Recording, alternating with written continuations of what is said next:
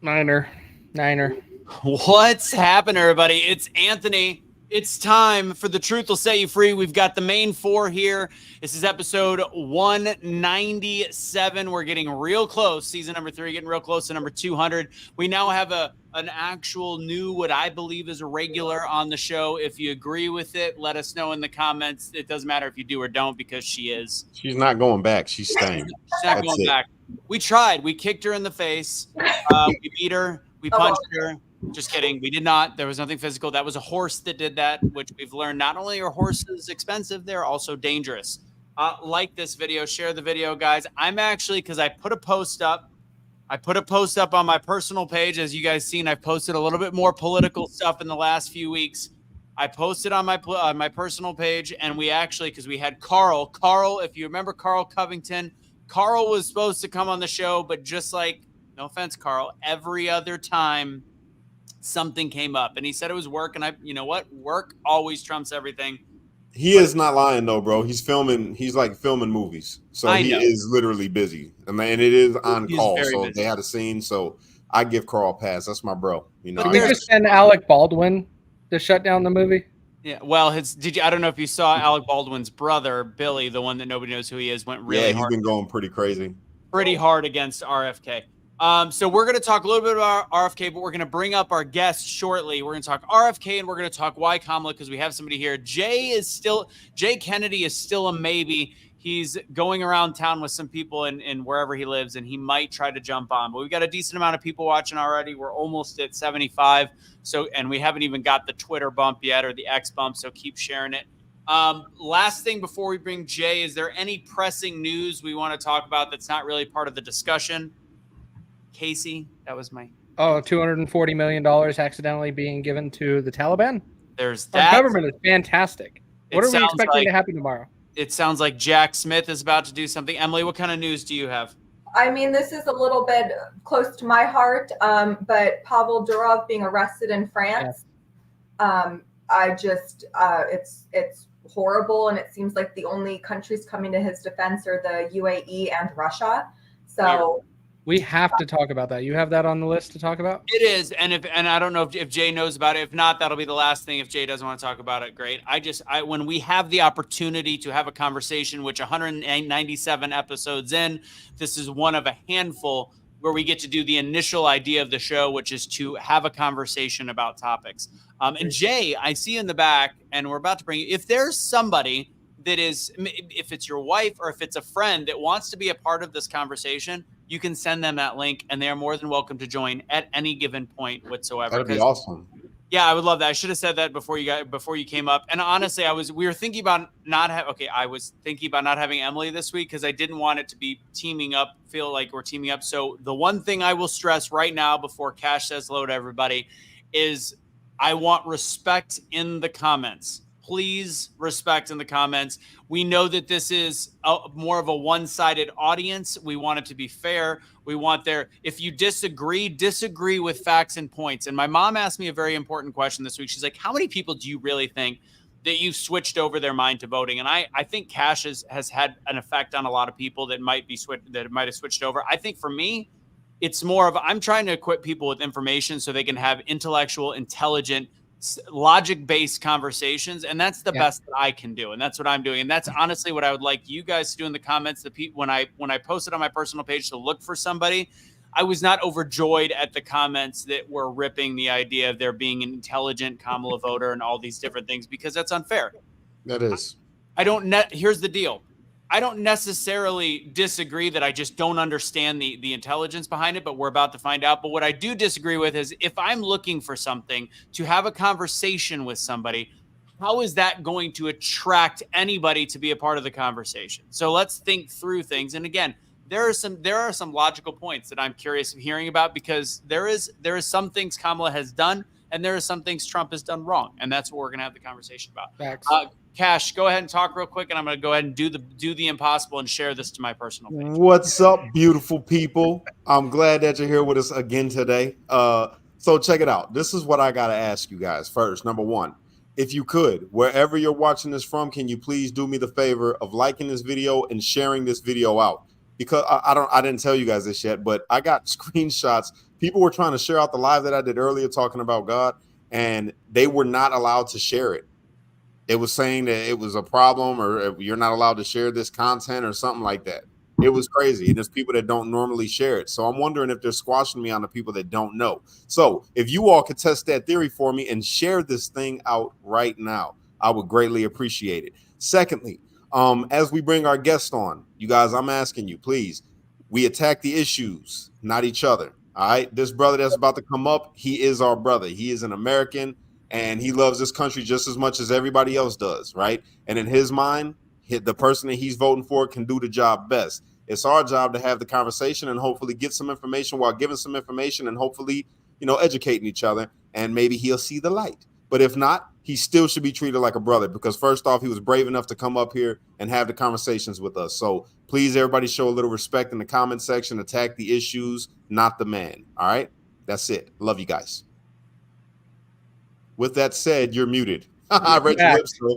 With that said, this is technically more interview time than Kamala has actually done. So that's a big deal. So this is something special. Again, guys, episode 197, season 3. Here is our guest, Jay Bushnell. Jay, what's happening, brother? Hey, thanks, Anthony. Thanks, Cash. No problem, my brother. To this. My name is Jay Bushnell. I hail from the greater Chicagoland area. I am your Carl replacement. And for this episode, your token liberal. So I'm looking forward to a lively debate and discussion. Thanks for the invite. I really appreciate the opportunity. Yes, sir. I like you already, Jay. You're all right with me, bro. This is good. Even Bobby's watching, so this should be good. Oh, Bobby Sauce is here. That's amazing. In the comments. I wish Bobby would come on a show with us again. Yeah, Bobby, that's a challenge, Bobby. Come on another episode. Come on next week. He's got to be on the 200 episode. All right, he's dope. Jay, we're not going to start debating. I wanted to learn more about you, what your political history is, and your stance. Let's start there so we know a little bit more about you. Sure. So, believe it or not, I'm a registered Republican. Wow. And I am a Reagan era, Bush era, big time Republican supporter. I did make the switch over to Obama, and I have been voting Democrat ever since. I really liked Obama's positions. I liked his policies. I liked his sanity that he brought back to government, and that kind of leads me into the same reasons why I like Kamala Harris. I don't know if you're aware that Kamala Harris used to work for Obama in his campaign way back in the day. So some of her strategy, tactics, policies are most likely derived from Obama when they worked together. Okay. So Kamala worked for Obama, and let's also, I want you to know a little bit about us as well. Cash when was the first time you voted was 2020, correct? It was for Trump. Yeah, that was the first time I ever cast a vote. I was a lifelong Democrat. I voted twice for Barack Obama. 2012 was the first time I started thinking differently, but I still voted for him because I think Romney was a horrible choice. Yep. So yeah, I understand Obama. I understand the campaign around him was fantastic, and it moved people to want hope and change. And we were at a difficult time in our country. And then I made the switch in right around 2013, 2014, with Michael Brown and some of the things I saw, I started realizing that everything we were seeing on TV was a lie. And then when Trump came around, still was to be determined. And then once it was time to vote, that's where I led my allegiance. And then I've continued since then. And Casey will make fun of me. I've been an RFK fan since day one. And if he was a viable Democrat candidate, I would have considered seeing where that would have gone come November. Casey, give a little bit of your background. Yeah, I will probably be a first-time Trump supporter this year. I'm much more of a libertarian. against both the red and the blue as the solution because they've been in charge for so many years. But a lot of my stances are middle of the aisle. Now, I do make fun of Russo because of RFK, and he was crying when RFK did endorse Trump. 100%. So we do have to make sure that everybody knows about that. He cried like literal tears. Yes. Oh man. So I was crying at Walmart because I was listening in my ear to the last 3 minutes of RFK's concession or whatever you want to call it, his suspending his campaign when he talked about what was important to him. And that was honestly, I'm at a point where I'm leaning towards black pilled. And when I heard him make those statements, and I reinvigorated my passion for politics and potentially getting involved in the aspect of politics, because his biggest issues are also my biggest issues. I think we're poisoning this country, and I think that we have a limited amount of time in order to actually make a difference, and we're at a very important precipice in this country. And I am somebody that would love to actually throw my hand back in the ring for stuff like this, because I had lost a lot of vim and vigor up until that moment, and it brought me to I wasn't bawling in line at Walmart. And by the way, I was at Walmart not for my own food, but I make my own dog food. So there's that. Okay. Emily, your background, fascinating. Emily, go ahead and explain that to Jay. Okay, so I'm 26. So I was actually, I could have voted in 2016 and 2020 presidential elections. I did not. Part of the reason I grew up in California, I was still registered to vote in California. I didn't believe in voting in a state that I wasn't currently living in.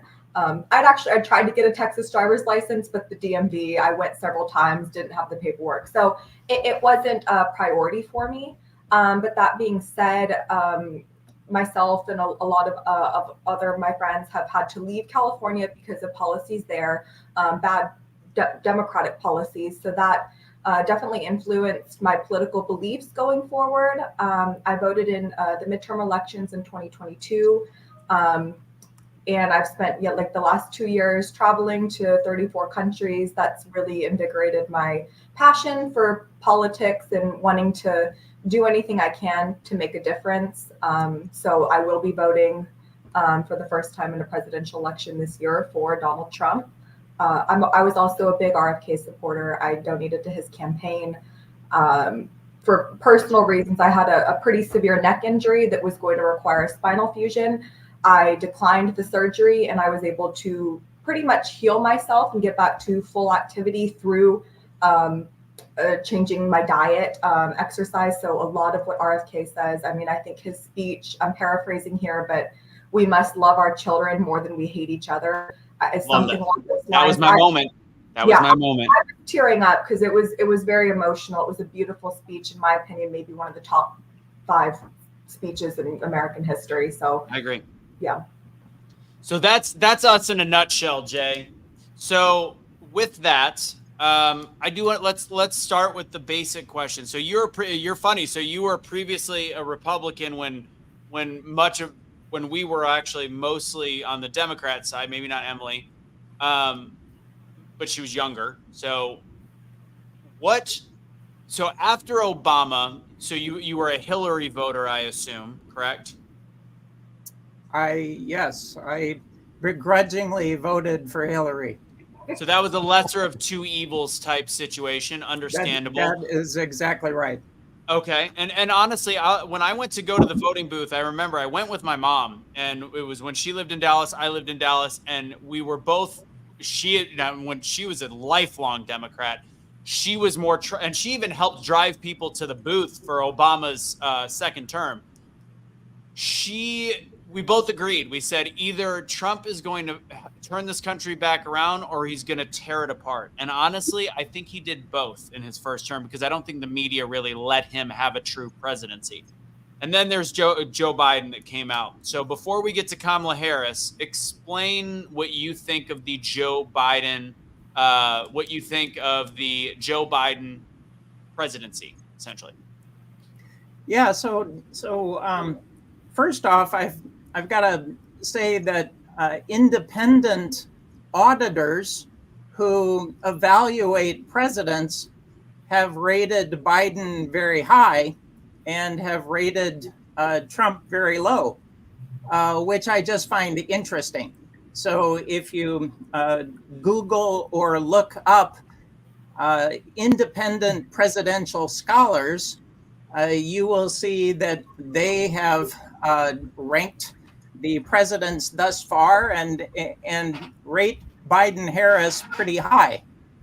I think Biden inherited a really tough economy with right on the tail end of COVID, the need to ramp up production of the COVID vaccine, the need to distribute that quickly out to the masses, to reduce the death rate that was occurring due to COVID, and then also to bring back literally millions of jobs that had been lost over that COVID time period.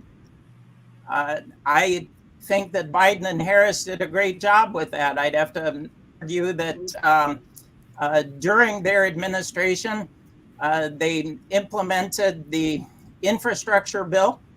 That has done a ton of good for road repair, bridge repair, lead pipe removal, improving public transit, starting to roll out access to high-speed internet.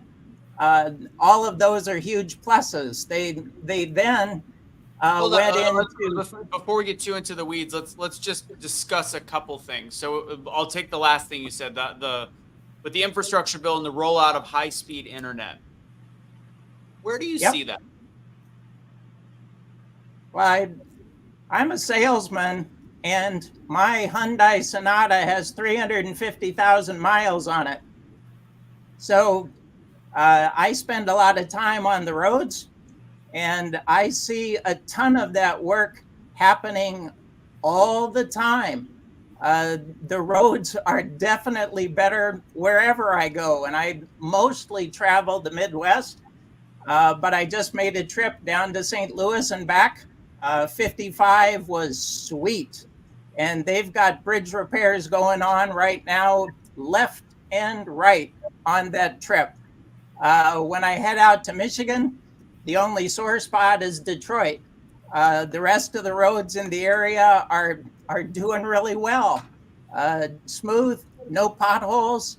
I think that rollout across America, based on my experience driving the Midwest, is just doing a phenomenal job. Okay, so roadways, one of the big things in there in the infrastructure bill, and again, there's some positives in every bill that's stuffed with a lot of extra. So one of the things you mentioned was that internet for all, essentially, which was a big selling point, especially because that's supposed to target urban voters, black voters, and say that, you know, for the underprivileged, there's going to be internet everywhere. None of that has been done at all. Some of the roads have been in order to get and again, there's been some good stuff done with the infrastructure bill in terms of roadways. However, a lot of that was already slated to be spent from state money instead of the infrastructure bill, which was federal money that would go to the state. So that was already in progress, especially after the bridge collapse in Minnesota. They had already started looking at that, whatever year that, I think that was in the beginning of Trump's presidency, if I'm not mistaken. They had already started looking at pouring dollars into that from state levels. So the federal plan was that way. One of the big things with infrastructure was also the electric car movement, which as of right now, there is 7.5 between 7 and 8.5 billion dollars have been spent on electric charging stations, to which the completed number, and again, there's more being built, but this was 3 years ago. The completed number is 7 completed charging stations in 3 years, which kind of outlines administrative red tape and issues with bureaucracy. So there's some positives. Some roads might be in better shape, and that might fit you a little bit, and that's great. But there is a lot of things with the infrastructure bill that I'm hoping have not been fulfilled. I am aware of that. I have not seen anything, any movement with high-speed internet nationwide. So that's definitely a gap in what was promised and what has been delivered. Okay. Yeah, the correction on the internet, I'll let you jump in, Cash, real quick. On the internet, mostly from the infrastructure bill, was to be able to give a credit for those that couldn't afford internet. That was instantly rolled out. $40 a month was given out to many Americans. That expired, I think, earlier this year. All of the money went dry. They Okay. did have part of it spent to expand the infrastructure. That part has not been done. Thank you for the I correction. just want to throw out there, because I'm going back a little further with what he was talking about when he said about the jobs. And he said that he felt that they did a good job. Now, I have to disagree on that point, because unemployment underneath Trump was at an all-time low pre-COVID. When COVID hit, yes, everything got messed up. Then they said Joe Biden got unemployment down to 3.4% with all the jobs that he had created, but the jobs that was created weren't sustainable for a person to live their everyday life. The jobs that they had before were better, and this has came out. But also, they just came out with the report saying that they inflated how many jobs was actually given out. They inflated the numbers drastically. Especially, we're talking in the last year, actually, specifically. Yes. The So 818,000 jobs were not accurate at all. That was quoted. exactly, which means that he never got the unemployment level back to the level that it was at when Trump had it at its lowest point. Pre-COVID. Cash. Bill Clinton made a statement with stats for during the DNC. And Okay. in his speech, he mentioned that 51 million jobs had been created over the last 6 presidencies, which are split 3 and 3 between Democrats and Republicans. And out of that 51 million, 50 million jobs were created under the 3 Democrat presidents, and 1 million jobs were created under the Republican president. So I hear what you're saying about the possible question between Trump and Biden, but if you go back further and look at the bigger picture, it seems to me that Democrats are leading the way when it comes to job creation. So let me take that real quick, if you don't mind. So Yeah, with the 51 million, first off, that was even CNN went and because CNN had a back. What's that, Cash? It was blatant lie. But go ahead. So CNN actually fact checked it. They had a back page that had fact checks. Amazingly enough, going through the DNC, you just had trouble finding it. So they talked about that claim by Clinton, which actually the number was pretty inflated in terms of the actual job creation, and then the fact that so what he took for Trump's job creation is they didn't take his job creation. They took how many jobs he had on day 1 of his presidency and how many were there at the end, not explaining or not taking into account COVID. The pandemic, yes. The pandemic, which the jobs are already on the upswing. The amazing thing is we were at a all-time high, not an all-time, but a recent memory high level of unemployment in March of 2020. Stock market crashed as well as the job market.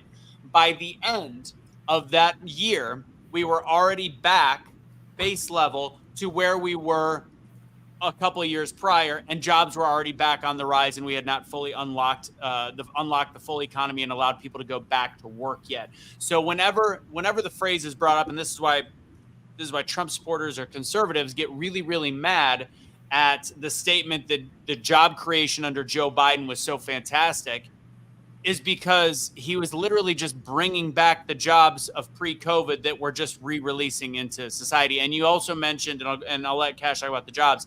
You mentioned the rollout of the vaccine, and trust me, I know it was Trump's vaccine. It is what it is. I don't love it in any way, shape, or form. It sucked. But there was more deaths during Joe Biden's first year than there was during the heart of COVID. So during the vaccine rollout, which of course they blame the unvaccinated, which scientifically has been proven completely debunked, they actually had more deaths during then. So in terms of, the dark winter and saving America by him being in the presidency and him running COVID in such a great way, we lost education in children, because he was the one that made sure to continue to have schools locked down through 2021 in many ways, especially the first semester. It was his direction towards the states that made that decision, as well as the fact that the numbers did not go down. They did not go down until the COVID ran its course.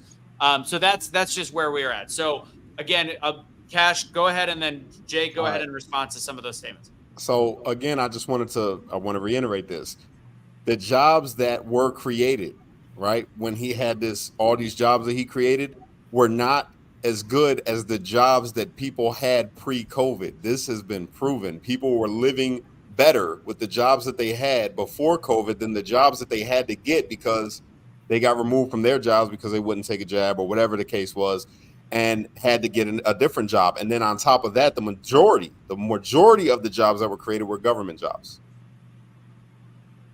And this was already said, but I just did a quick search on the fact check of this, and I mean, this is a good point, that job creation, you can't really attribute it all to the president. I mean, a lot of it has to do what Congress is in, and from 1995 to 2001, it was a Republican Congress, so they probably deserve a lot of the credit for some of the job growth. I don't think that it could be all attributed to Clinton. In those cases, just because, I mean, this is the PolitiFact fact check saying you can't attribute job creation or to policies or presidents necessarily. There's some, extenuating factors there. Yeah.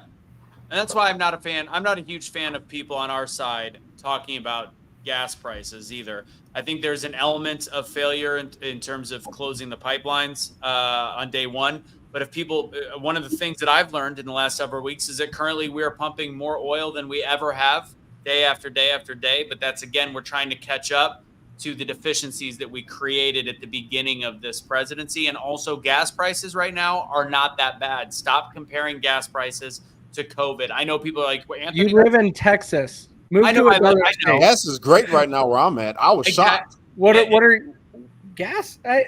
I'm paying like $4 a gallon in Utah, You're which crazy. is Over here, of. it's like $2.80 right now. Gas is not that bad. Gas is not that bad based on the level of inflation. It's nothing ridiculous. I remember paying similar prices almost 20 years ago when we had a spike. So you know what? When it was at $4 in Texas, we can have a conversation. But as of right now, we have to understand gas prices are going to rise. I do not like using that against the Joe Biden and Kamala Harris campaign. Sorry, Jay. I hate you because you're in Texas. Yeah, that was a whole crap load of information. Jay, go ahead. No worries, Anthony. I love to talk about gas prices. I guess I'm the old man in the room because when I used to cut lawns when I was a teenager, the price of gas was 28 cents a gallon. I'll take it. Can we go back to that? So I absolutely agree with you that anything higher than 28 cents a gallon is a big problem. I'm with them on that. I'm only 40. I'll be 42 in a couple weeks. And I actually, when Missouri had cheaper gas, St. Louis had cheaper gas than Texas. I grew up in St. Louis. And it was, the least I ever paid for gas when I was in high school was 69 cents. No kidding. At the QT.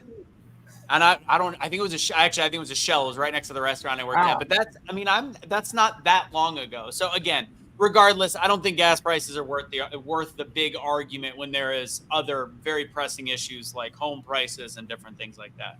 So Cash Kelly, let's talk about those high-paying jobs. So another thing that Biden-Harris can claim credit for is the CHIPS and Science Act. And this whole concept of bringing back microchip manufacturing to America, the good old USA. That's true. So they implemented that bill in order to create higher paying jobs through the manufacture of microchips. That also protects U.S. IP because there's a high risk and a danger of having offshore Asian manufacturers creating the chips that we put into our critical computer systems. Yes, sir. You're right. I'm not going to disagree with you there. He did do that. I will give you that. Them jobs. That's just one instance. When you're talking all of them job numbers that you heard, That's not even a fraction. That doesn't even equate to the numbers that they put forth. So yeah, he did create jobs. I'm not saying Biden didn't create any jobs. I'm just saying that the number that they're saying he did, he definitely did not, is what I'm saying. And yes, that job may pay a higher wage, but the majority of them do not. And that's a fact. You can look it up. Yeah. So let me connect the dots on both of those things. Like, he did actually create more jobs. The problem is he's doing exactly what our government, and this is me being libertarian, what our government has been doing every year, over a year, getting bigger and bigger and bigger, because we are bringing everybody in the United States and paying them to be employees for the federal government. We are just bloating our government. And if you look at it, in June of 2024, in those numbers that were released for the jobs report, more of those jobs were federal jobs than anything in the private sector. So we are just putting more people in the government, which is eating up our tax dollars. It's not actually benefiting anybody because it is actually just spending more money. When we start looking at the CHIPS Act, the biggest problem we have with the CHIPS Act is it was never an act to actually bring all of the real chip manufacturing to the United States of America, because we don't really have silicon producers here in the United States. They are all in Taiwan. We are not going to be taking anything from Taiwan because they are our ally. We fund a lot of things over there. We are bringing over a lot of very small little chips, not real chips that go in our smartphones or in the computers. They go into your little internet devices. So say you have a smart switch that hooks up to the internet that you control from your phone. We make those little chips. Those do not produce any money. They are not really big job producing or manufacturing processes when it comes to the chips. This is where we could have done better. I was excited hearing it talked about for the CHIPS Act because I would like to bring the semiconductor industry back to the United States. However, I don't see it happening. We have to pay us Americans a lot more money than what we would have to pay anybody in Taiwan. And you have AMD, NVIDIA, Intel, Raspberry Pi is pulling in Snapdragon, and all of these other big chips that are producing for these devices and the computers. We are not even coming close to touching on those chips. We are talking about very minor, small stuff that is not going to make a dent in the industry. And doesn't have any. And just to be clear, Jay, Casey is he's in IT. He's an IT manager. He works in kind of a high level of that, so he does understand it probably better than I do.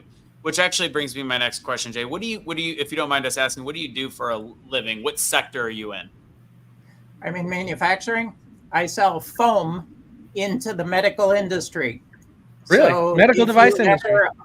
If you've ever unfortunately found yourself in an OR, the well, mattress. I was in the hospital. There you go. So the mattress you were on from Stryker or from Hill-Rom, which is now Baxter, was probably mine. Very comfortable. I spent all of Wednesday night on one. It was great. I loved it. Well, thanks. I appreciate the endorsement. That's fantastic. I used to work in software for the medical device industry. We made software to keep you FDA regulated and kept you compliant with that whole process. Nice. And so it's really fun working in the medical device world. It is fun for me. Yep. So the last thing I'll say about the microchips is, and Casey already kind of said it, but ultimately, you mentioned how it's like we don't want our IP in China. We probably don't want our devices being made. I mean, that's dangerous. That's an existential threat. These are China's very dangerous. They're still doing it. We make some in Taiwan, but China is still making the things that actually are in our hands every day. That has not changed. But again, you're right. In the jobs number, we did bring some of those jobs over. And now I have to ask the question before we go, because I want to get to Kamala next. Take away some of the speaking points you've had, which are I completely understand where you're coming from. I hear you saying them. Do you feel from a day-to-day basis that we live in a more economically friendly country right now? Take away COVID, take away 2020 March to just those 6 months to the election. Do you think we live in a better country now than we did during those 3.25 years with Donald Trump? A better country? A better economic country? Is it, Casey? Is there a better way I can ask that question? That's where I heard better country, and I'm like, that's kind of vague. That's hard to say. Okay, do we live in a better are we in a better economic position individually as people now? Do you feel better than you did between 2016 and 2020? I would agree that inflation has outpaced income, and that has hurt almost every family across the board. I cannot blame one president over the other for incomes not keeping pace with inflation. And so, no, I don't necessarily feel that as a country, as a community, we are better or worse off. We are a little bit incrementally worse off than we were back in 2016 due to inflation. Okay. So I got a quick question before you move. I also think that wages will catch up. And that's been the pattern throughout the 200-year history of America. Inflation comes and eats into our spending power. Wages catch up. Wages overtake. Inflation rears its head once again, and then there's pain. So it's very much a cycle, and I'm not sure that any one president can either bear the responsibility for that pain or take the credit when wages grow at a faster rate. Fair. Cash. Okay. So I got a quick question for you, brother. You say you in Chicago. So are you in Chicago, or are you in the suburbs, like somewhere on the outside? outskirts? I'm in the suburbs. Yep. Okay. So do you ever go into the city? Sure. Okay. How do you feel about all the migrants in Chicago right now and how they are given places to stay? They're given EBT cards, they're given phones, they're given rides, even the cooling vans. You know about the cooling vans in Chicago, right? How do you feel knowing that people that live in Chicago, homeless people, many of which used to be vets, can't even get into the cooling vans that are now for migrants? And when you try to get in, they ask you if you're a migrant, and if you're not, they won't let you in the cooling vans. I shared the video of it. How do you feel about all of that? Yeah, it's always a hard question, isn't it? Because you always want to grant others charity as long as they don't land in your backyard. Sure. Facts. That's real. It's true. Go ahead. So I dislike it, but I also accept it because to a certain extent, I believe that I need to be charitable and grant a little bit of love thy neighbor philosophy to the less fortunate. So I feel that, right? But here's my thing. Like you just said, when they're not landing in your community, but when they land in places like where I live, it's not okay for us. It hurts our community because crime goes up. And I shared this the other day on 84th. My guy was over there at the Home Depot. You know what I'm talking about? Yep. They jumped the security guard. These Venezuelans jumped the security guard, broke his arm, and he shot one of them in the face. And that's just one instance that was caught, that we were there for the police scene. But it's happening all over in my kind of communities in Chicago. So I understand the love thy neighbor, but ain't nobody loving thy neighbor when it comes to the people that live in Chicago. They're only loving the neighbor that's not their neighbor, that's from another country. Yeah, And nobody's doing anything about it to help the people. People are suffering underneath them conditions. Yeah.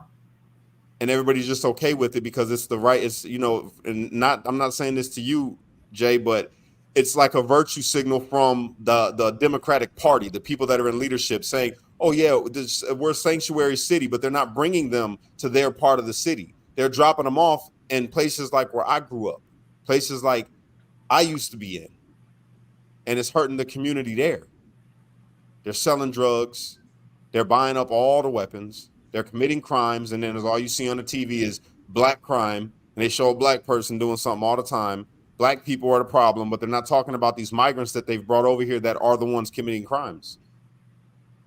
Which are not just Mexican, but they're also Haitian and they look black. And it's the thing. They're Honduran, they're Venezuelan, they're Nicaraguan, they're El Salvadorian. They're from Africa, North Africa. Yeah, they got Somalians out there. There were Somalians walking on the live stream. So I personally met migrants that were coming to the United States when I was in Morocco. They were from, I'm going to draw a blank. It was one of the North African countries, but we talked to them and said, what are you doing in Morocco? Are you Moroccan? No, we're waiting here to go to the United States. What's your reason for going?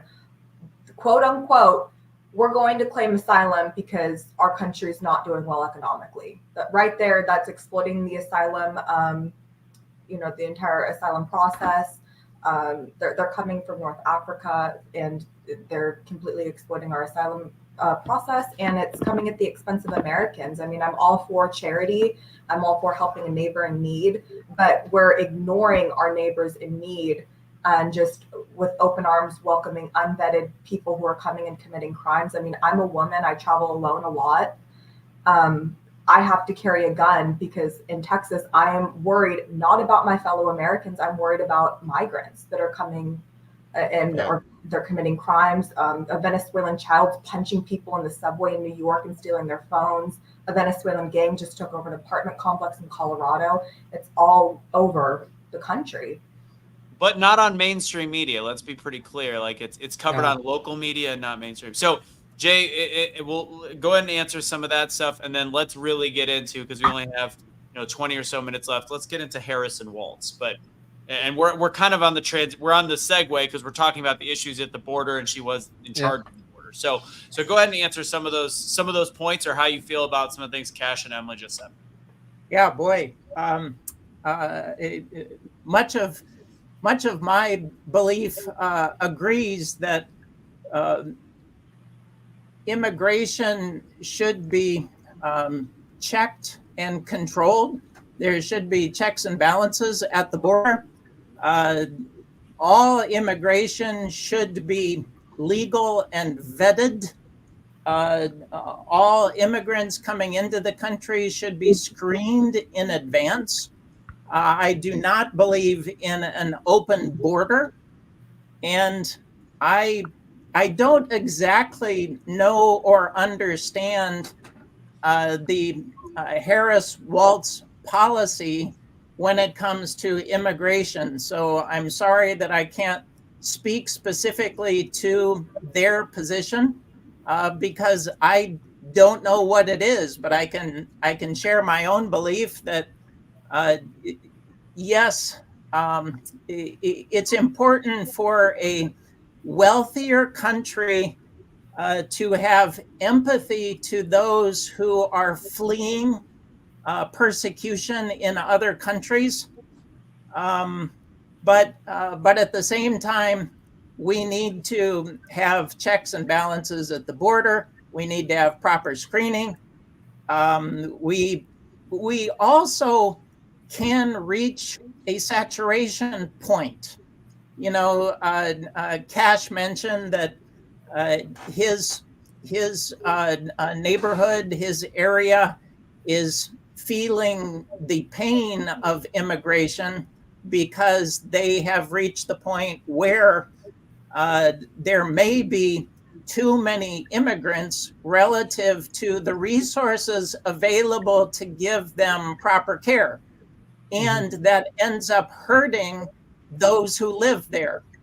And that's not something that I approve of or would want to happen to my fellow Americans. So I think we are in agreement with that position. That and I guess I hope that Harris and Walz have similar policies or feelings that we just talked about. Well, just Sure. to give you some, and then I'll be done. If that was the case, they would already do it. She was the border czar, and she does not mind them being here. She's openly said that. So, I mean, I feel you, and I appreciate your stance. You know, I appreciate you what you just said. That's real. I wish more people that were voting Democrat would say that. Just that right there. Like, maybe you soften me up. I'm like, all right, you get it, you know. But a lot of Right. people don't. A lot of people don't because they don't live it. They're not out there. They don't see it. So it doesn't affect them. And like you said, with the whole charity phrase, as long as it's not in your backyard, you know. But go ahead, Casey. Yeah, the part that I wanted to circle back on this whole thing is, and I you kind of implied, and I think I know what your answer is going to be, but in this scenario that we have today, we have a mass amount of immigrants coming into our country illegally and being placed throughout cities. Like, I'm very against Abbott and DeSantis shipping them all around. I'm not a big fan of that either. But would you say that it is best for Love Thy Neighbor policy to be putting Americans first before we start taking care of our illegal immigrants? That's what I said. I do. I do think that it's fair to first take care of our military heroes and make sure that veterans are properly supported and taken care of. So I think that resources should be allocated to their care.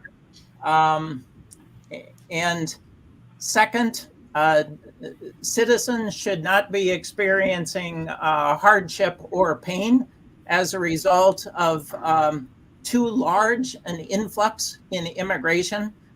And then third, Chicago, for example, is known as the city of big shoulders. And I think that in that sequence, third is correct.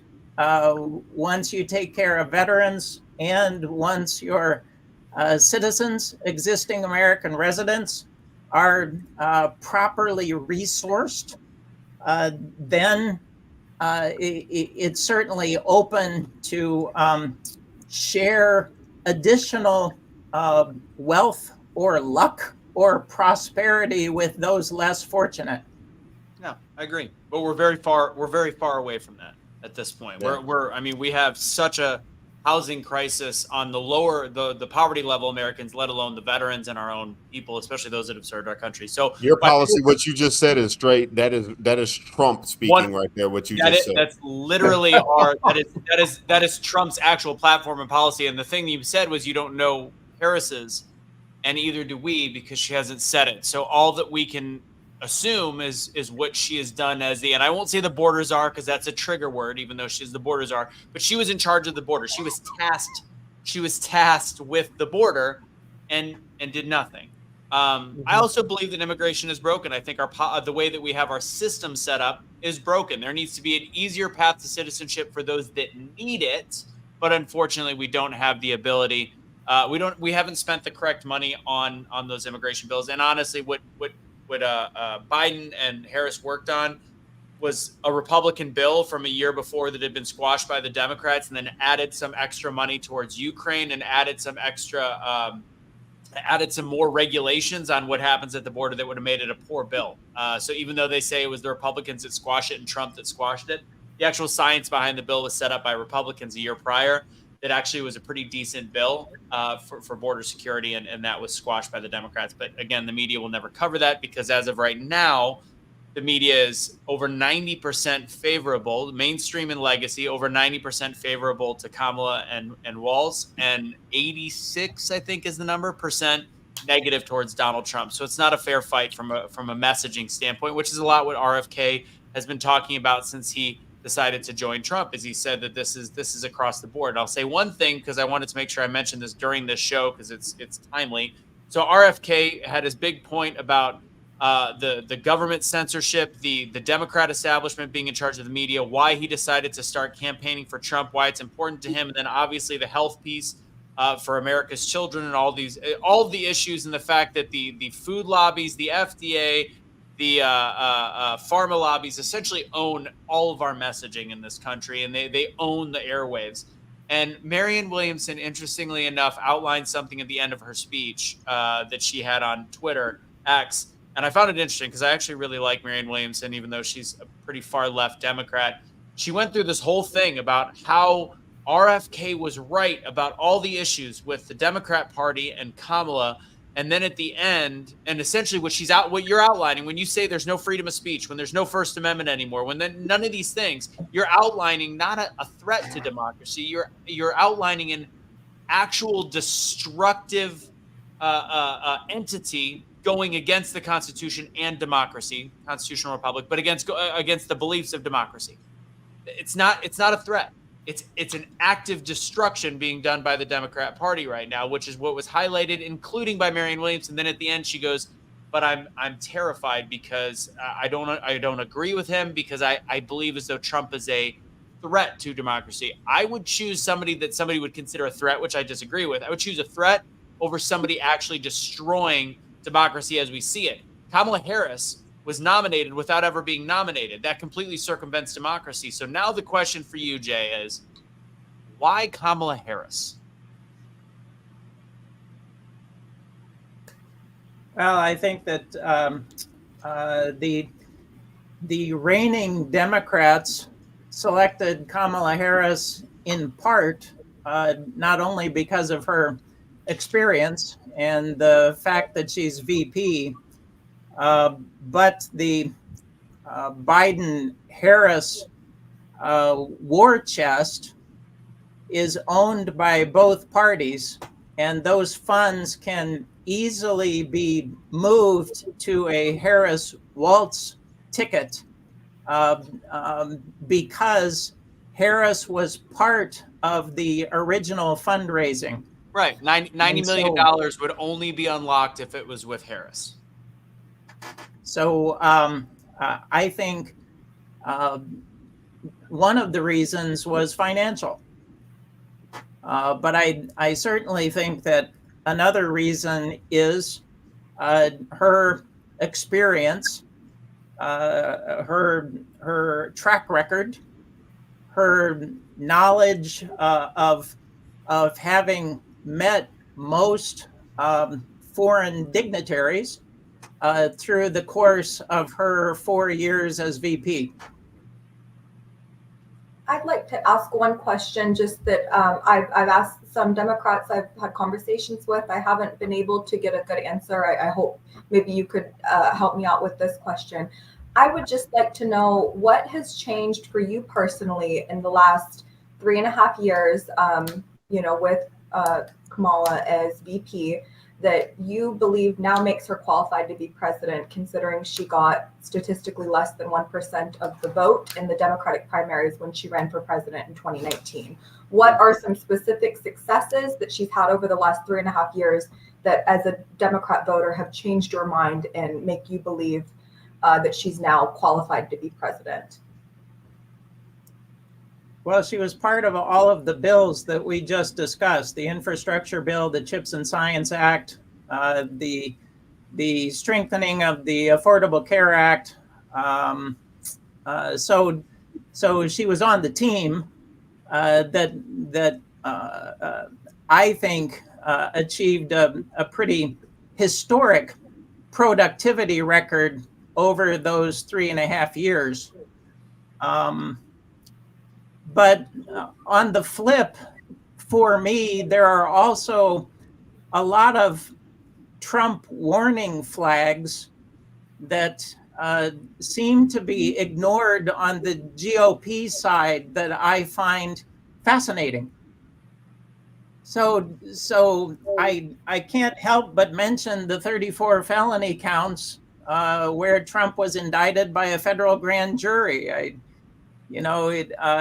He's in the Georgia election interference case, and that's pretty clean cut because he's on tape saying, "Find me 11,780 votes."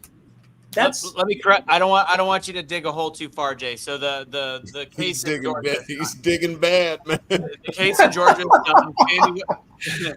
Fannie Willis has been thrown out. Is no longer. It's done. The Georgia case is over. So don't even include that. So if you want if you want to go into the 34 felonies, I understand how that can be a concern. Do you know? Did you know that those 34 counts were originally misdemeanors? Did you know that? they still are misdemeanors.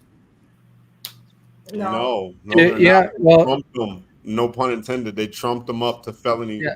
Yeah, they turned him to felony charges to overcome the statute of limitations so they can charge him with it. If they were not able to change them to a felony, they would not be able to prosecute him today. Which is why we say corrupt DOJ, because relatively minor felonies, and as a first offender, there were zero felonies at first, my brother. They charged them with straight misdemeanors, but they couldn't go forward with it because of the statute of limitations. So they trumped the charges up so they can get them into court and made them felonies. They weren't going after them for felonies at first.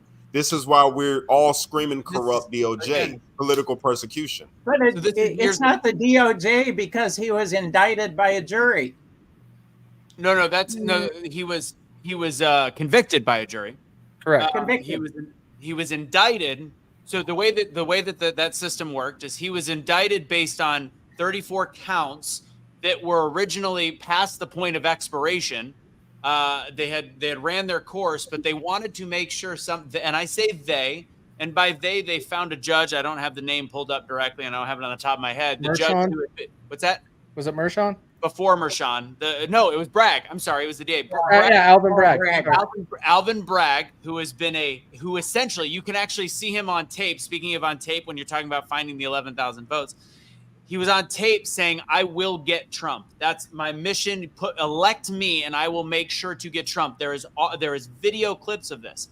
And then what they did was Bragg was the only one that held the power to take these misdemeanors that had expired and turn them into felonies. And this is why we're so upset. So Bragg, a man that said he will do anything in his power to get Trump, takes something unconstitutionally and shifts it because he has the power to do that, but nobody in their right mind would do it to anybody but Donald Trump because he knows he's going to have the media behind him, and he's also going to have the Democrat Party and the establishment Republicans behind him. So he shifted it from misdemeanors to felonies. And once he shifted it to felonies, you have a district that is as anti-Trump as humanly possible, and the Judge Mershon that did not allow a lot of the evidence to be shown by the defense, which was even more mind-boggling.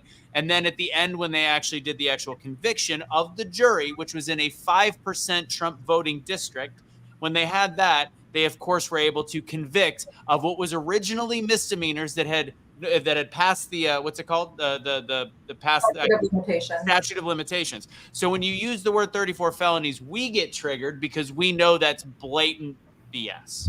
Yeah. And the 34 felonies, misdemeanors, just the number 34, it was the number of times that the name was signed? Yeah. Or no, it was the number of times that it was classified, that the funds were classified as with the campaign funds. So each time that was mentioned, they counted as one misdemeanor felony. So, I mean, really, to me, in my mind, I'm not a law student. It was just one crime. One major count. Yeah. Anyways, go ahead, Jay. Anthony, I see a theme coming when I start to list, the federal election interference case, the Georgia election interference case, the Florida classified documents case, the New York State civil fraud case. That was my next point. The E. Jean Carroll defamation and sexual assault case. So rather than go into details and hear the other side on each and every one, which I want to be clear, it's not the other side. I'm just countering what you've been told with the actual facts of the case. Yeah, and right.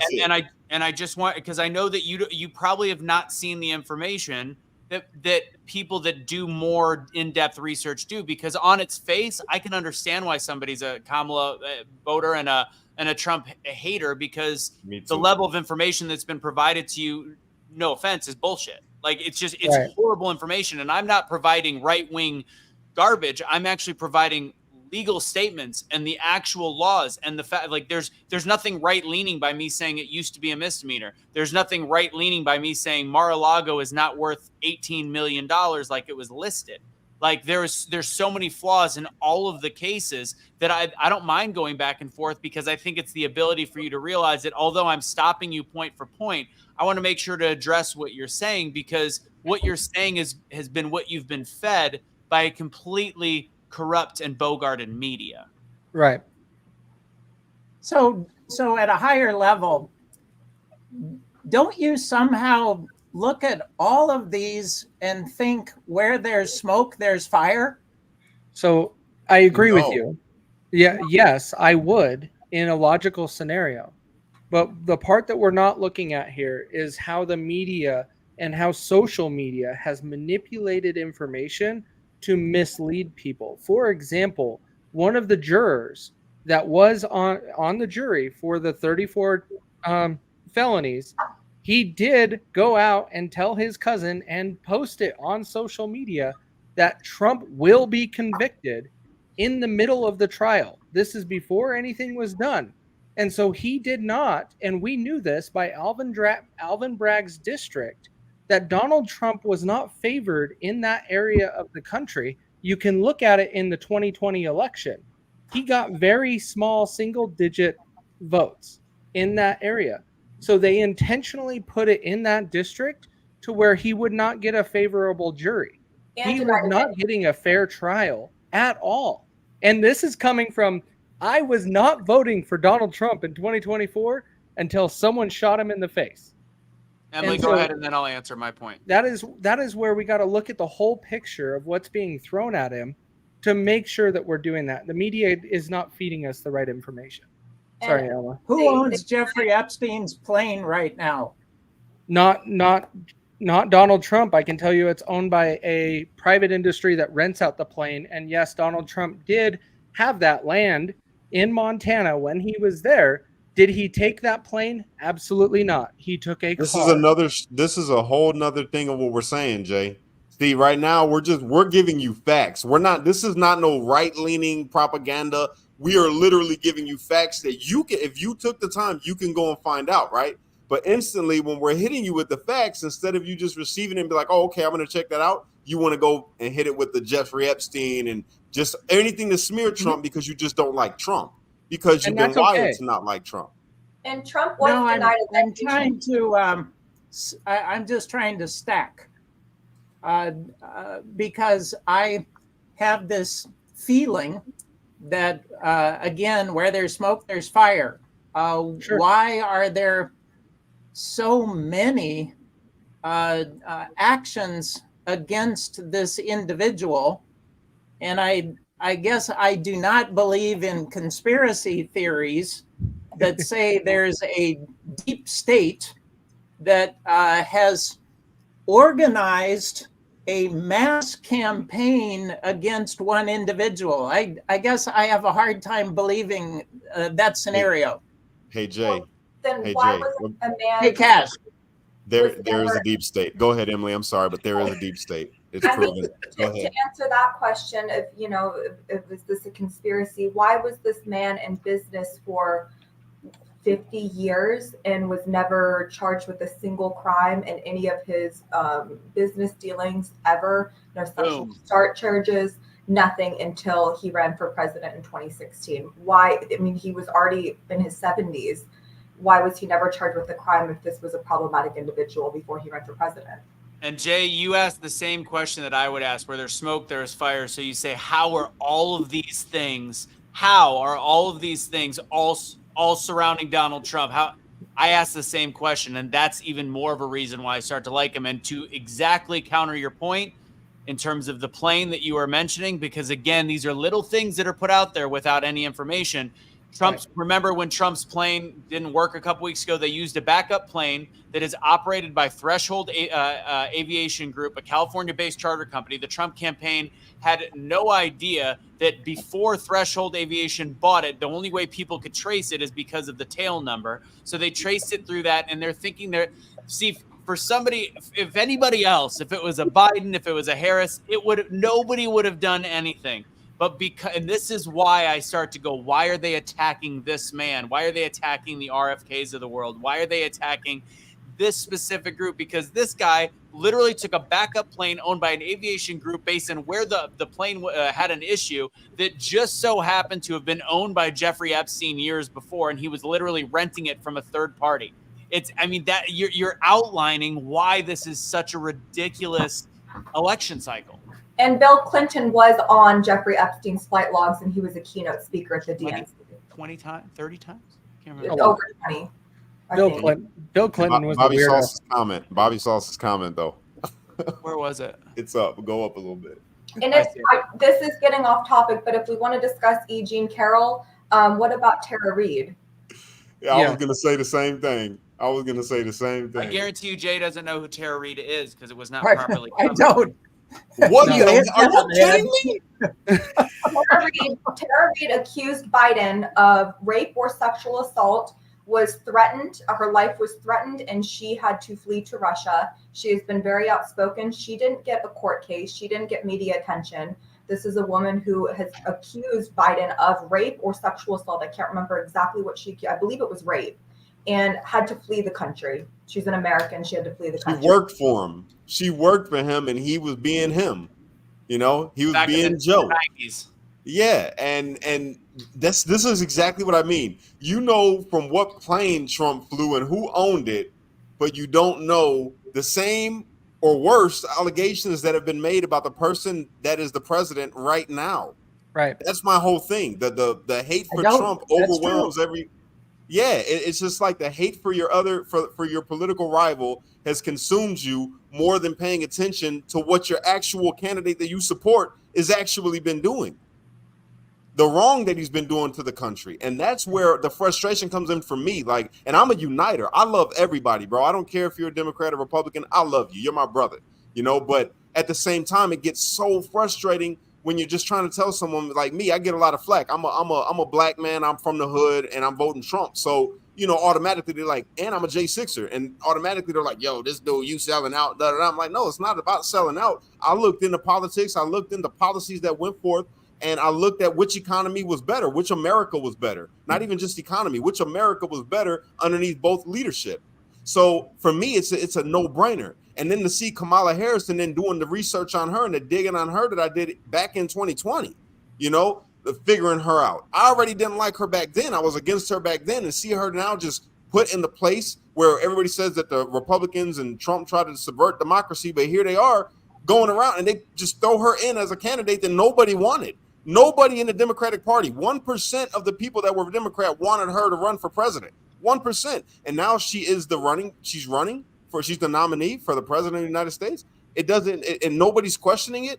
Nobody's questioning it. We're looking at our country fall. We're looking at the decay of our country. We're looking at an invasion is really what it is. And what they're really doing is making every American in this country, if you are a low-class American, I'm going to tell you right now, with the thing that they're bringing in all these illegals, they're turning us into it's slavery all over again. And why I say that is because that's what they did in 1661 with the colonial lawmakers, with the anti-miscegenation law, making another class of citizen. That's what they're doing right now. They made the people who they brought in that were indentured servants that were freed. You guys get to be the middle of America. And these people down here, they're the lowest of the low. They're making American citizens the lowest of the low. They're bringing in immigrants and giving them everything. They're giving them $10,000 in food stamps, phones, a ride, a place to sleep, everything that we've been asking for. Like, yo, give us a hand up and you will see us shine. Give us a hand up. Instead, they're bringing them into our communities. They're taking over our communities. People that are foreigners come over here and get tax breaks to start businesses where people like me, we don't get that same tax break to start a business. 7 years of a tax break? Give that to an American. Why don't you give that to the American people that are suffering over here right now, that got the will? We got the smarts, we got the brains, but we don't have the means. And you're giving the means away to people that aren't from here, that are actual criminals. They want to label every black person on TV as a criminal. They got the whole world thinking that black people over here are criminals. But they're bringing actual criminals over here that are committing crimes and giving them everything. Every hand up, everything that to make them successful in life, they're doing that for these people that aren't even from here, and they're going to do it to every American if it keeps up. Zero cash bail, and they're getting zero cash bail on top of it. And Jay, I find it interesting that when we started talking about Kamala, you did a very good job at this, because this is every time. We were 2 steps into Kamala's policies, which we don't know because she's talking about potentially not even truly releasing them until the election. We got 2 steps in, and you did a masterful job of us turning it to all the things that Trump has done wrong. So it becomes how did we get here in the conversation? And I don't want to keep you too much longer, and I know we want to add a little bit to the end, but with Zuckerberg, I don't know if you've seen Zuckerberg coming out. Zuckerberg talked about the fact that he was forced into manipulation in 2020. He said that he will not back a candidate in this election like he did in 2020. He said that he made some mistakes. I thought that letter it had to have been fake. It wasn't. He really did write a letter on exactly how he was forced by the Democrat Party and by the establishment to control information, which he says he won't do anymore. But I don't think I think he's lost control of his company. But when you see stuff like that, do you have any pause in the fact that what you've been being forced to know and told over the last several years is all a lie? Unacceptable. So I believe in freedom of the press. I believe in no outside government influence, and I think that is unacceptable. I don't know why. Well, I know the reason why, but just like the separation between church and state, I think there ought to be a separation between state and publication, no matter what platform. Absolutely. Agreed. Well said. I everything that you've said makes me question how you're a Harris and I don't get it either. At this point, I'm lost. Everything that you've said outlines why you would not vote. And again, maybe not being a Trump supporter, I understand it. You said you're not a Trump fan. I think that's kind of where RFK lies, but he understands that there's a lot more potential with the Trump presidency again, because again, he had 4 years and he didn't do all these horrible things to democracy that they said that he will do. So I still have to ask the question, why Harris and Walz? Because you're outlining all the things that they would be dangerous for. Could we highlight Kamala's record as DA? And because I don't believe that was very charitable in helping your neighbor when she was holding primarily Black men past their parole dates in order to utilize their labor for the state of California. To me, that's despicable. And you've got Walz, the VP, who literally ordered the National Guard to fire paintball guns at people if they left their house during COVID. And he set up the only one at the time, a nationwide calling system to tell on neighbors that were breaking curfews during COVID. Like, this is not a party. I got the videos, Jay. I could show them to you. You'll be like, what the hell is going on? This shouldn't happen in America. No. Send me the video, Cash. I got you. I'd be interested in seeing that because I only have the hot dogs, mom, and apple pie version of Tim Walz.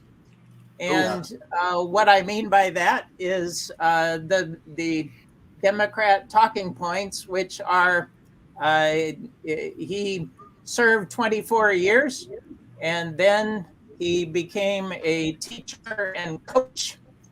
And then he went into politics, and now he's the VP. So here it is right here. It's real quick, 30 seconds. By the way, before you play it real quick, Jay, do you think that he was a head coach? Not that it totally matters, but I think do you think he was a head coach or was he an assistant coach? What have you been led to believe? Does it really matter whether he was the head coach or the assistant coach? He was a defensive coordinator. That is not like Coach Walz. I'm sorry. That's like it's whatever. All right. Stolen valor. But I laugh because being sports people, that's exactly what I would bring up. But I know a lot of people would be like, eh. But this is what's going around right now, Jay, on social media from when Tim Walz was governor in Minnesota. And you'll You hear had the police National Guard say, "Get in the house." You'll hear several marching down the commands, and then you'll streets hear "Light them with up," and then that's when you their get the Humvees fire. and forcing We'll play it again. everybody in their house. You know, this is. Get in your house now! Let's go! Light them up! Go inside now! Get in the house!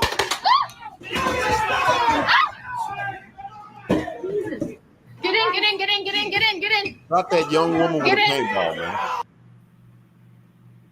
Now, with that said, it was in the Twin Cities, so you would say, well, maybe that was the mayor with Frey or Fry, whatever his name was, but it's the National Guard, which work at the directive of the governor, not Correct. of the mayor. Yeah. I can pull it up again. I pulled it down, so we're just back to this screen. But this brings a lot of concern with Walz. The other concern I have with Walz, which I'm curious on what your thoughts are, is Walz grew government jobs by like 45% in the state of Minnesota over his time of being there. Instead of actually promoting private industry, he was growing government and employing them by the government, and that's how their economy kept going. And Kevin O'Leary did a whole big rant just last week on that whole thing, outlining the details. He pushed more people out of Minnesota for their jobs because there was no competitive job market. He actually helped them move to other states so they could get better paying jobs than working for the government. And by the way, they had one of the highest states of misappropriation of COVID funds as well. I mean, every state screwed up quite a bit, but he had hundreds of millions.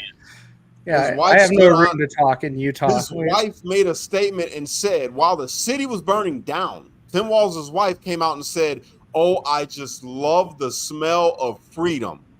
Talking about the city being on fire, people losing their businesses. This is what we're talking about, brother. It's not. This isn't against, and I want to make this very clear. This is not against Democrats. Like, this is not. I don't have a problem with people that are Democrats. They are my brother. They're going through the same pain that I feel, except they just don't know why we're so frustrated and why we're vote. Why would Cash, a ex-gangbanger, you know what I'm saying? Why would I be saying I'm going to vote for Trump? What do I have to gain from that? And I've been a Democrat for forever. I was raised to believe I was a Democrat. People So need I to want to ask ask those questions. as we wrap up. I want to ask, and maybe this is where we start to get into the why. So, what is your most important point when it comes to the next election cycle? What is your, like, my main point is actually, to be honest, it's health, and that's why I love RFK helping. It's the health and the corruption in that part of the industry. Second, I would say, is the economy and border, right there. So those are my big issues. Out of curiosity, to see maybe why else you would lean towards Walz and Harris, which I'm so surprised by, and I think you might actually be thinking about things. What's your number one point? I think number one is freedom of choice. I think the Supreme Court has done America a huge disservice by eliminating Roe v. Wade. And I think that women have the right to control their own bodies. And therefore, Harris Walz is the team that can achieve that objective. How would they achieve it? Sorry, go ahead, Casey. So when you say freedom of choice, and Roe v. Wade is specifically about abortion, where is it in the Constitution that says that that is a requirement from the federal government to regulate? Well, it's not a requirement in the Constitution. Which would mean it's not a federal option to regulate. What that means to me is that the government needs to stay out of and keep their hands off that whole decision I don't disagree with you. I am libertarian. Remember, I hate the government. I don't want them in any decision that I make. However, it is not the federal government's decision on on abortion. It is the state's decision, and that is where you and I and everybody on this panel have more power and say in where that is done, how that is handled. Removing Roe v. Wade actually put it back into power of the states, so we actually have a say in what's going on, instead of saying, "Oh, almighty, powerful federal government, you make that decision for me." And I'm a current student. I'm getting my master in political science. The function of the Supreme Court is not to create laws. The function of the Supreme Court is to interpret the Constitution. And Roe v. Wade was unconstitutional. So if you'd like to have the discussion on do we need to change the Constitution, then we could discuss the overturning of Roe versus Wade. But all the Supreme Court did was rectify something that was passed that was unconstitutional. And if you don't know, RGB, one of the most powerful liberal judges in the last 100 years. I think as much as I disagree with some of her interpretation of the Constitution, I still think she was a very key figure in American history, has on multiple occasions said that Roe versus Wade was bad law. So it's even from an old school constitutional liberal, there's understanding that it's wrong. And by the way, you're talking to a bunch of Trump voters that for the most part are pro-choice, not necessarily in our own life, but from a policy perspective. So the whole, and to be very clear again, I don't know what your level of knowledge is, but Trump has over and over and over and over again. And you just brought up Roe versus Wade, so I'm assuming you know this. And he did obviously help by putting the right Supreme Court justice to overturn what RBG deemed bad law.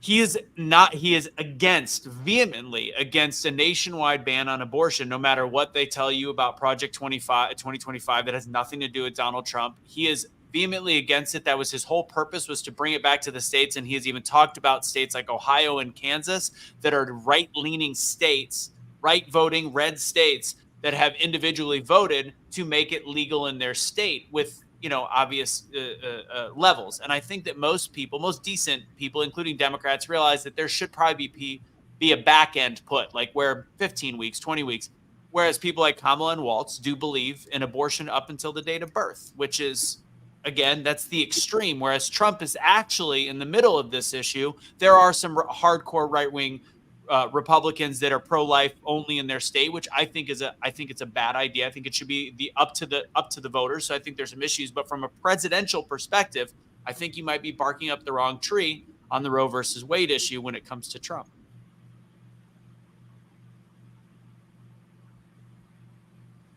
I think I am suspect that Trump does not know about, does not have his hand in, and does not approve of Project 2025. The reason is that his VP authored the introduction. Incorrect. Actually, that's incorrect. But it's very, very incorrect. Go ahead, Emily. J.D. Vance wrote the foreword for the director of the Heritage Foundation. He wrote the foreword for the upcoming book that will be released in September. It was not the foreword for Project 2025. Project 2025 came from the think tank, the Heritage Foundation. The director of the Heritage Foundation wrote a book, which J.D. Vance wrote the foreword to. Nothing to do. And there's a great interview by the guy from the Heritage Foundation. And trust me, there's much of the project, not much. There's several interesting points of the Project 2025 that I think we all vehemently agree or disagree with, that I think also Trump has said that too. But the actual director talked about that this was a collection of work written by several different levels of conservative, put together in a 922-page document, which you may not know was actually written over 2.5 years ago, that just so happened to be brought forward right now, perfect in time for the election. The reason it was written with Trump's name in it is because he was the presumptive candidate the next time the election came around. When in all reality, just because there's people like Ben Carson that have writings in there. They didn't choose to write in the book in Project 2025. They took excerpts from their writing and put it in there as a conglomeration of a 922-page document, which is clearly targeted to try to derail the Trump presidency by making him look like some right-wing authoritarian, which is incorrect. I just want to say before we get out, I don't know if we're trying to end right now, but I just want to say this one thing to you, Jay. I appreciate you for coming up here, my brother. Yeah. And I appreciate your willingness to listen, because as I'm watching you, I see your wheels turning, and you pulling out everything that you could think of. You're pulling out everything that you could think of. And I hope that the answers that we've given you, the facts that we've actually given you, that you would go and just double check, see if we're lying. Get out of the media sources that you look at, get out of the places where you get your media from, and just go look at something that is fact. It doesn't got to come from either news source. Go and look up this stuff yourself. You can do it. You have a phone that is a supercomputer. You can go and look up all of this stuff right now by yourself. You can rewatch this and look at all the points that we made, and you go look it up for yourself without a biased news source. And then you come back and we'll talk again and have this conversation, and we'll see how you feel then. Because right now I see them wheels turning, bro. And everything that you said, you align more with us than you do your own party, which is insane. I do agree with you that I live in an echo chamber of my own creation. The videos that you click on just reinforce more of the same. And so it takes proactivity to find something that is different than what you are clicking on and what you are fed on a daily basis. 100%. They try to keep us divided, brother. That's why. They try to keep people divided by misinformation. And they know that you want to see a certain thing. That's how an algorithm works. So whatever you're watching, they're going to put that right in front of you. And if it's something that is left-leaning, they're going to give you everything left-leaning against Trump. And if you're right-leaning, they're going to give you everything that is bad against all Democrats. You gotta go towards the middle, my bro, and look at everything.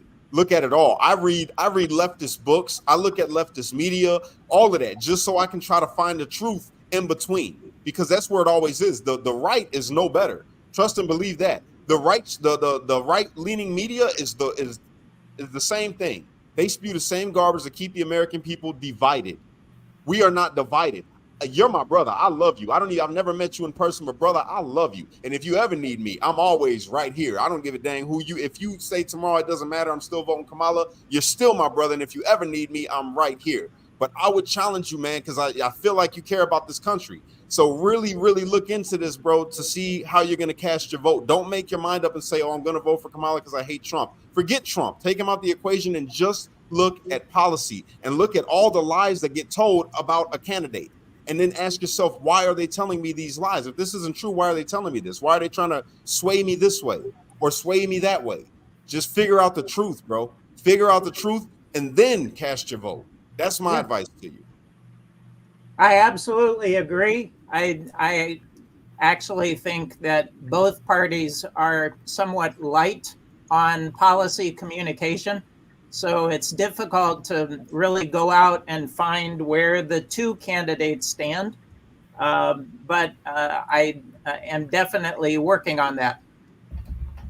So Jay, we talked before the show. Is Cash, since he's local, is he still invited to the debate dinner that you're having with your group of friends? Oh, I'd love to have him. I'm gonna see if I can get. I'm on federal probation, so I got to ask my PO. She ain't responded to me in 2 days. Oh, so I'm gonna hit you her have up in the to morning. cross state lines. Yep. Sorry, Yeah, man. I'm right on the border. I can see Chicago from the beach, but I can't necessarily just walk over there and go. So yeah, I gotta your PO is gonna be like, wait, you're going to a house full of white suburban Democrats? Is this gonna be like the movie Get Out? What's about to happen here? Russo is vaccinated. It's okay. Oh, okay, that's right. He is vaccinated. Whatever. No, we all saw a house party. How? Jay, I want to extend an invite, and Emily, I want you and in the exit to kind of quickly talk about what happened in France as part of your exita of what happened. But Jay, I would love for you to come back at any point and bring, and I don't want it to be 4-on-1. Please bring on as many of the people that maybe we can't get to. I can't go to Chicago. I could, depending on the date.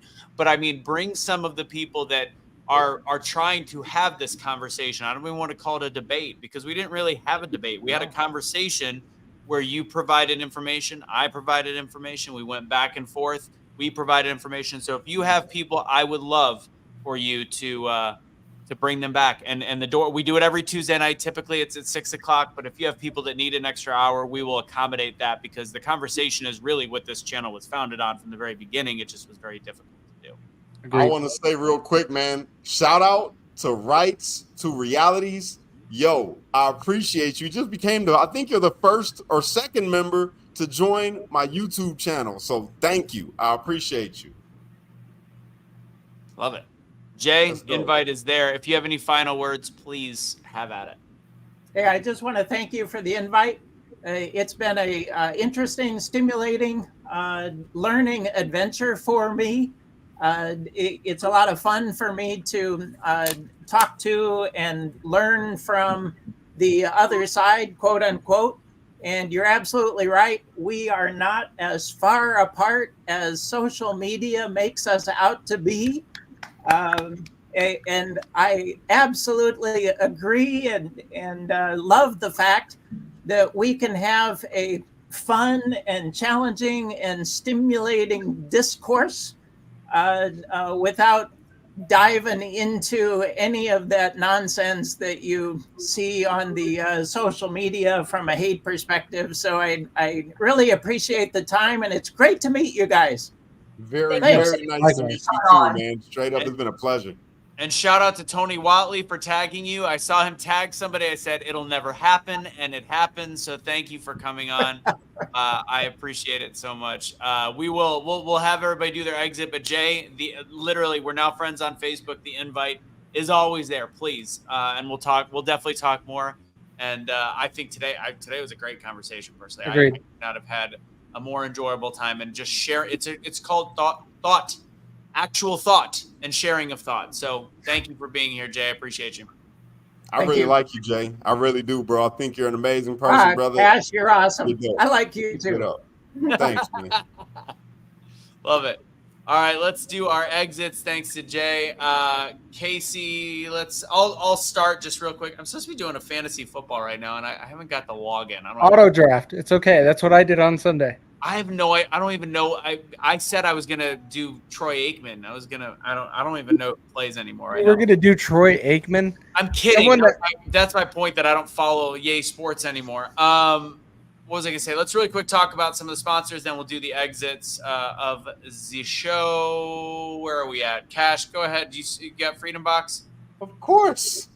So shout out to all the people that have I just got some new people signed up today, actually. So I want to say thank you to everybody who has joined my team in shopping and buying American and supporting American-made business. It's very important, especially underneath these conditions that we live under right now. I'm not going to get into it. You already know what I mean. But this way right here, you can support a patriotic company, all right, that is better for your health. It's better for the environment. It's better for you, period. It's better on your wallet. You can also earn an income by just shopping and sharing it with other people by telling them, hey, guess what? I got this right here from this over here. So if you're somebody who is interested in logging arms with me and helping to build this thing, keep building this brand. I got a goal of 400 Americans. I'm just over 100 and something. So if you can help me out with that, I would greatly appreciate it. Go to freedomboxinfo.com, fill out the dot form, and I'm going to reach out to you. We're going to have a little chat. Ladies, wear your makeup. I know how you are about getting on FaceTime, and that's all I know how to do is FaceTime.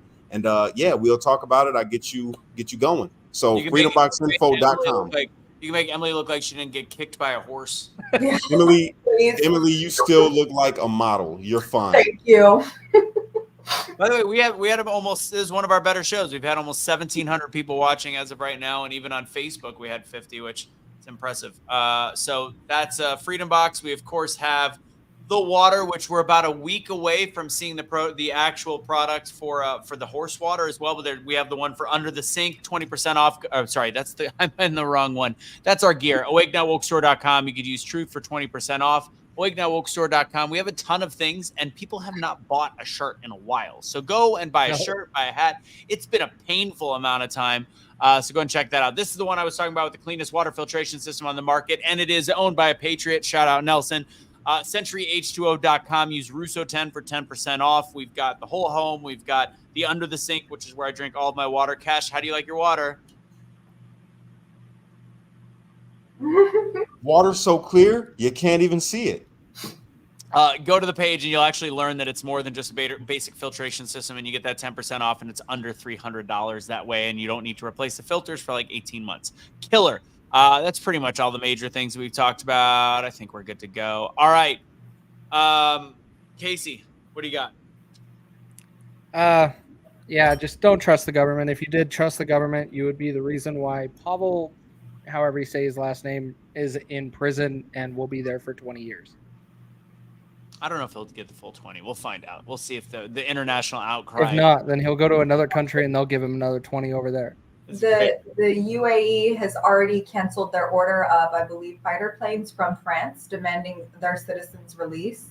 In my opinion, this is one of the biggest attacks on free speech that we have seen so far in this battle. I could go on about that, but hopefully, I mean, keep your fingers crossed for Pavel. He's a good man. He's protected free speech. Actually, the reason why he did not relocate the Telegram headquarters to California like he planned is the FBI requested a backdoor to the private conversations held between users of the platform. Pavel said he would not do that. That's why the UAE let him set up the headquarters there. A Russian citizen who now is being held in a prison of a country that's supposed to have free speech, and Russia is trying to free him and protect free speech. The irony is not dead. You know what's crazy is I'm telling you, they trying to send a loud message to my man Elon. That's what that is. Them locking him up is like looking at Elon like, yeah, this is what we're gonna do to you. That's what that was. Yep. Yeah, from 15 billion to then the richest man in the world. Shout out always to Walz. Thank you for your help. I don't know what's going on here, but she has some this woman. I don't know what it is, but it involves a bucket and a mop, I feel like. So there's that. Also, did you see this one for you, Emily? Did she kick the horse back? No, I caught the horse while my face was bleeding, fed him dinner, put him back in his stall, and he's living a great life. So all children are apparently ungrateful, even animals. I've learned from this lesson. You're better than me because that horse would have been glue by the time I was done.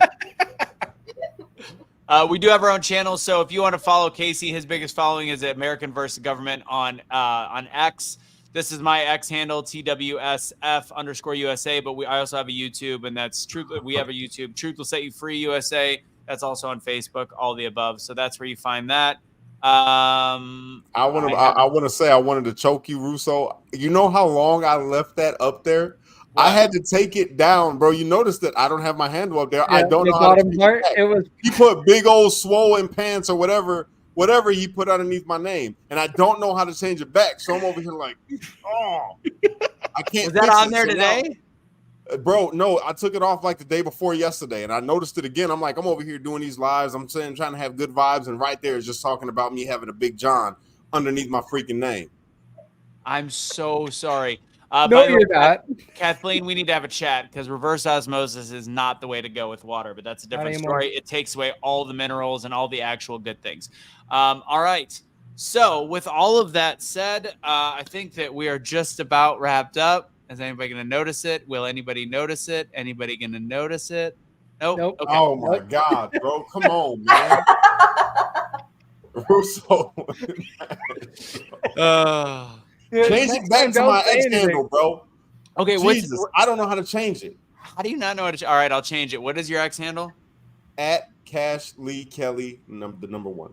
Hey, Cash, do you know how to go to the DMV? I'm not talking to you right now. Yeah, you need to get your license. God, there was one other thing I was going to bring up. I love the conversation. I think it's important to have that.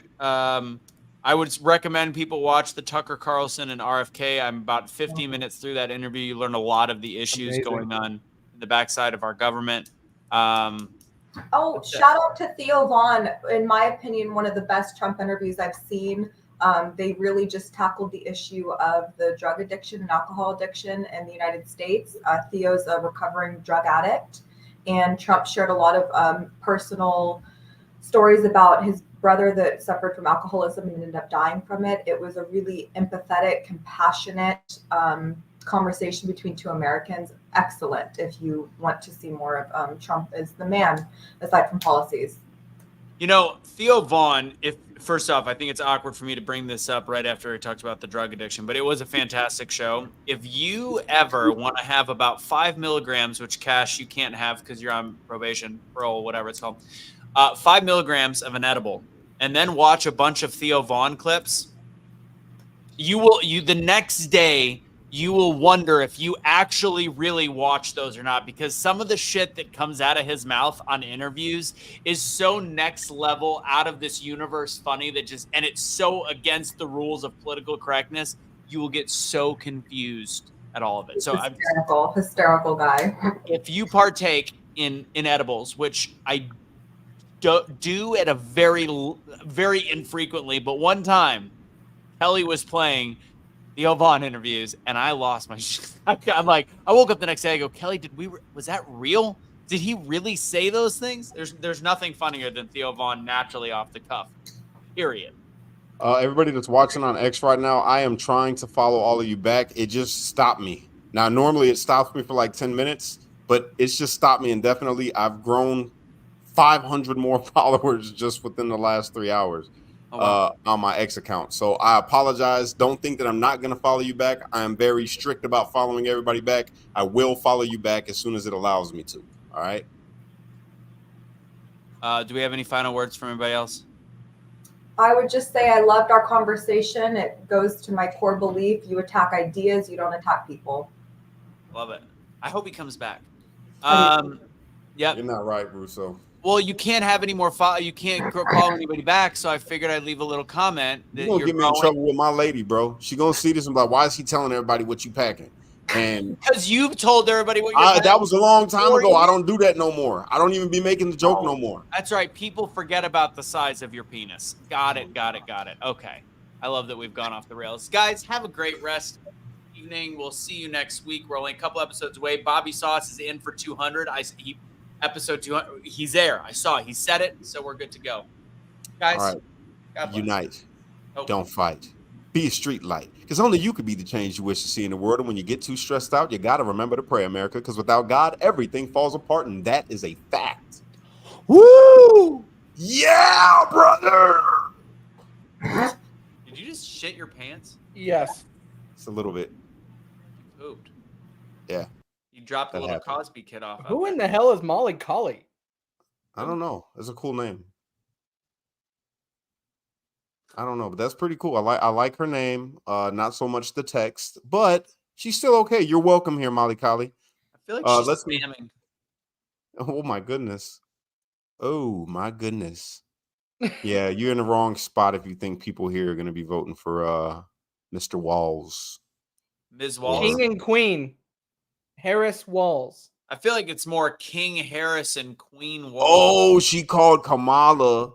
My bad. I'm sorry. We got a liberal here. Kamala, a king, and Harris a queen. Or Walz a queen. Oh, yeah. I get it. The role reversal. I got you. That's what's happening. That's what's going on today. I don't know. That should be our next topic. Like, what the hell is really going on in America?